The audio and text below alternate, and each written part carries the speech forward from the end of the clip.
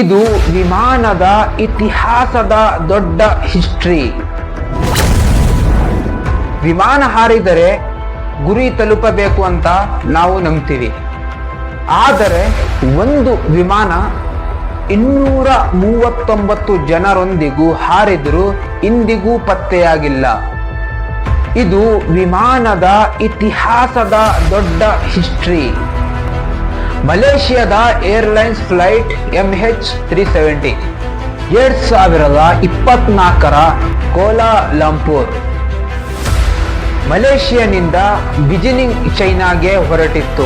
ಬೀನಿಂಗ್ 777 flight MH370 ವಿಮಾನದಲ್ಲಿ 29 ಜನ, 227 ಪ್ರಯಾಣಿಕರು ಮತ್ತೆ 12 ಸಿಬ್ಬಂದಿ ಇದ್ದರು. ಅರ್ಧರಾತ್ರಿ 12:41ಕ್ಕೆ ವಿಮಾನ ಹಾರಿತು. ಎಲ್ಲವೂ ಸಾಮಾನ್ಯವಾಗಿತ್ತು.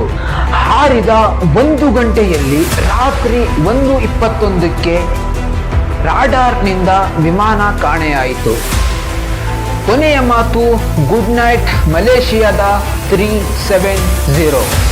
ಅದಾದ ಮೇಲೆ ಸೈಲೆನ್ಸ್, ಕಮ್ಯುನಿಕೇಶನ್, ಟ್ರಾನ್ಸ್ಪೋರ್ಟರ್ ಎಲ್ಲವೂ ಆಫ್ ಆಯಿತು. ಹೀಗೆ ಯಾಕೆ ಯಾರಿಗೂ ಗೊತ್ತಾಗಲಿಲ್ಲ ಅನ್ನೋದು ಇದು ಮಾತ್ರ ಕ್ವಶನ್ ಮಾರ್ಕ್ ಆಗಿರುತ್ತೆ. 26 ರಾಷ್ಟ್ರಗಳು, ಸಾವಿರಾರು ನೌಕೆಗಳು, ಉಪಗ್ರಹಗಳು ಇಂಡಿಯನ್ ಓಕೈನ್ನಲ್ಲಿ ಹುಡುಕಾಟ ಮಾಡಿದ್ವು.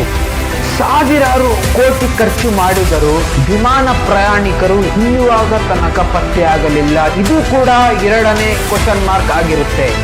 ಕೆಲವು ವರ್ಷಗಳ ನಂತರ ಕೆಲವು ತುಣುಕಿನ ಅವಶೇಷ ಆಫ್ರಿಕಾದ ತೀರದಲ್ಲಿ ಸಿಕ್ಕಿದ್ವು. ಆದರೆ ಆ ದಿನದಿಂದ ವಿಮಾನ ಇವಾಗ ತನಕ ಸಿಕ್ಕಲಿಲ್ಲ. ಇದು ಕೂಡ 3ನೇ ಕ್ವಶನ್ ಮಾರ್ಕ್ ಆಗಿರುತ್ತೆ. ಜನರು ಅನೇಕ ತರದ ಹೇಳಿದ್ದಾರೆ. ಫ್ಲೈಟ್ ಪೈಲಟ್ ಸೂಸೈಡ್ ಆಗಿದ್ಯಾ, ಫ್ಲೈಟ್ ಹೈಜಾಕ್ ಆಗಿದ್ಯಾ, ಫ್ಲೈಟ್ ತಾಂತ್ರಿಕ ದೋಷನ, ಇದೇ ತರ ತುಂಬಾ ಹೇಳಿದ್ದಾರೆ. ಇದಕ್ಕೆ ಯಾವ ತರನು ಕನ್ಫರ್ಮ್ ಪ್ರೂಫ್ ಇಲ್ಲ. ಇದು ಕೂಡ 4ನೇ ಕ್ವಶನ್ ಮಾರ್ಕ್ ಆಗಿರುತ್ತೆ. 239 ಜನರ ಕುಟುಂಬ ಇಂದಿಗೂ ಉತ್ತರ ಕಾಯುತ್ತಿದ್ದಾರೆ. ಹಾರಿದ ವಿಮಾನ ಒಂದೇ ಕ್ಷಣದಲ್ಲಿ ನಾಪತ್ತೆ. MH370 ನಮಗೆ ನೆನಪಿಸುತ್ತೆ, ಟೆಕ್ನಾಲಜಿ ಎಷ್ಟೇ ದೊಡ್ಡದಾದರೂ ಪ್ರಕೃತಿ ಮತ್ತು ವಿಧಿ ಮುಂದೆ ನಾವು ಅತಿ ಚಿಕ್ಕವರು. ಇದು ಇನ್ನು ಬಗೆಹರಿಯದ ವಿಶ್ವದ ದೊಡ್ಡ ಹಿಸ್ಟ್ರಿ. ಈ ಹಿಸ್ಟ್ರಿ ನಿಮಗೆ ಇಷ್ಟವಾಗಿದ್ರೆ ಸಬ್ಸ್ಕ್ರೈಬ್ ಮಾಡಿ. ಇದೇ ತರ ನಿಮಗೆ ಹಿಸ್ಟ್ರಿ ವಿಡಿಯೋಸ್ ಬೇಕಂದ್ರೆ ಲೈಕ್ ಮಾಡಿ, ಕಮೆಂಟ್ ಮಾಡಿ, ಶೇರ್ ಮಾಡಿ. ಮತ್ತೆ ಸಿಗೋಣ. ಜೈ ಹಿಂದ್, ಜೈ ಕರ್ನಾಟಕ.